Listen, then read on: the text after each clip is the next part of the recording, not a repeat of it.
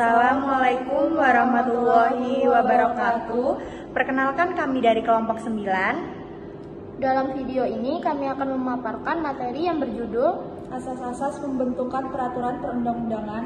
Sebelum memasuki pokok materi yang akan kami terangkan, saya akan memperkenalkan anggota kelompok saya. Di sini saya bernama Yuliani Satul Faidah dengan NIM akhir 210. Saya Utristiana dengan NIM akhir 206. Saya Ramona Putri dengan NIM akhir 192. Dalam sistem hukum peraturan perundang-undangan harus dibentuk dengan landasan yang jelas agar memiliki keabsahan, keadilan, dan kepastian hukum. Oleh karena itu, asas-asas pembentukan peraturan perundang-undangan menjadi pedoman penting dalam proses legislasi. Asas-asas ini diatur dalam Undang-Undang Nomor 12 Tahun 2011 tentang pembentukan peraturan perundang-undangan yang memastikan bahwa setiap regulasi dibuat secara sistematis, transparan, dan tidak bertentangan dengan hukum yang lebih tinggi.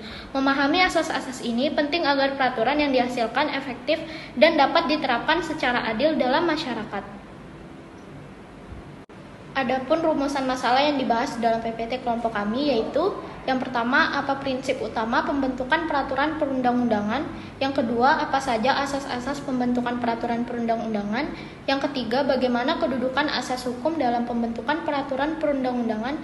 Dan yang terakhir yaitu bagaimana cara memastikan penerapan asas hukum yang optimal dalam pembentukan peraturan perundang-undangan. Adapun manfaat dari materi yang akan kami bahas di PPT ini yaitu asas peraturan perundang-undangan yang baik bermanfaat untuk memastikan peraturan yang dibuat sesuai dengan tujuan negara. Asas-asas ini juga menjadi pedoman dalam pembentukan peraturan perundang-undangan.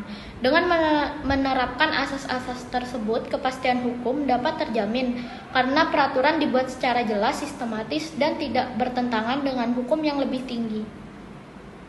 Asas selanjutnya yaitu asas kesesuaian antara jenis, hierarki, dan materi muatan. Asas kesesuaian antara jenis, hierarki, dan materi muatan adalah bahwa dalam pembentukan peraturan perundang-undangan harus benar-benar memperhatikan materi muatan yang tepat sesuai dengan jenis dan hierarki peraturan perundang-undangan. Kemudian ada juga asas dapat dilaksanakan.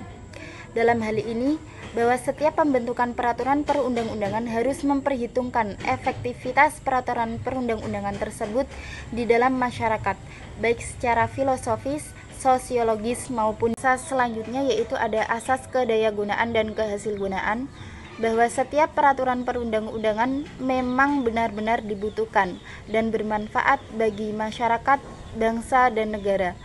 Kemudian ada juga asas kejelasan rumusan. Dalam asas ini menjelaskan bahwa setiap peraturan perundang-undangan harus memenuhi persyaratan teknis penyusunan peraturan perundang-undangan, baik sistematika, pilihan kata atau istilah serta bahasa hukum yang jelas dan mudah dimengerti sehingga tidak menimbulkan berbagai macam interpretasi dalam pelaksanaannya. Kemudian ada juga asas keterbukaan. Dalam asas keterbukaan menjelaskan bahwasanya dalam pembentukan peraturan perundang-undangan mulai dari perencanaan, penyusunan, pembahasan, pengesahan atau penetapan dan pengundangan bersifat transparan dan terbuka.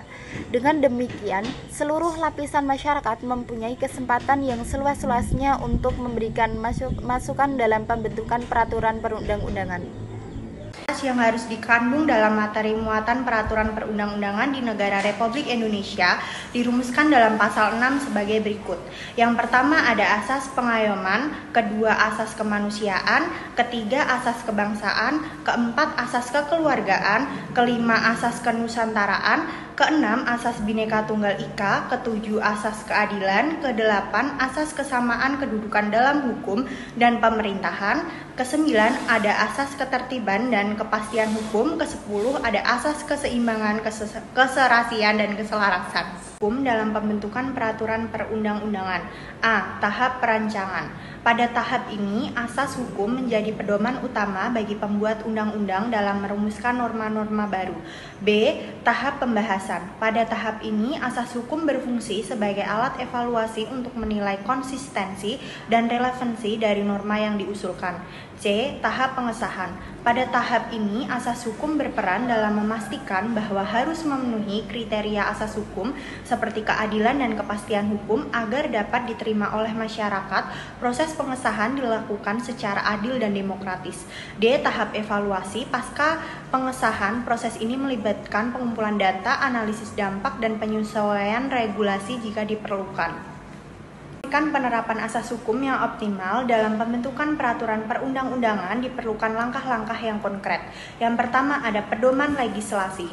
Lembaga legislatif dan eksekutif harus menjadikan asas hukum, keadilan, transparansi, kepastian hukum sebagai dasar dalam setiap tahap pembentukan aturan. Yang kedua ada evaluasi berkelanjutan. Meninjau efektivitas peraturan yang telah disahkan agar tetap relevan dengan dinamika sosial.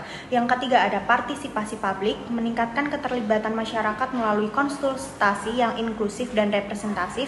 Yang keempat ada penguatan penegakan hukum, meningkatkan kapasitas penegak hukum dalam memahami dan menerapkan asas hukum untuk memastikan keadilan dalam praktik. Langkah-langkah ini bertujuan menjadikan sistem hukum lebih responsif, efektif, dan sesuai dengan kebutuhan masyarakat. Ya Allah, tinggal setitik dong. Kesimpulannya yaitu asas-asas pembentukan peraturan perundang-undangan menjadi pedoman utama dalam menciptakan regulasi yang adil, sistematis, dan sesuai dengan prinsip hukum. Prinsip utama dan 7 asas yang diterapkan memastikan bahwa setiap peraturan memiliki kejelasan tujuan, keterbukaan, dan kepastian hukum. Namun dalam praktiknya, perubahan pemerintahan dan dinamika politik dapat mempengaruhi penerapan asas-asas tersebut. Ketidakpastian politik serta kepentingan tertentu seringkali menghambat proses legislasi dan berpotensi mengabaikan asas yang seharusnya diterapkan. Oleh karena itu, konsistensi dalam penerapan asas-asas ini sangat penting agar peraturan yang dihasilkan tetap relevan, adil, dan bermanfaat bagi masyarakat. Sekian video yang dapat kami paparkan. Semoga video yang kami paparkan dapat memberikan manfaat bagi khalayak umum. Terima kasih atas perhatiannya. Wassalamualaikum warahmatullahi wabarakatuh. Dadah. Deng deng.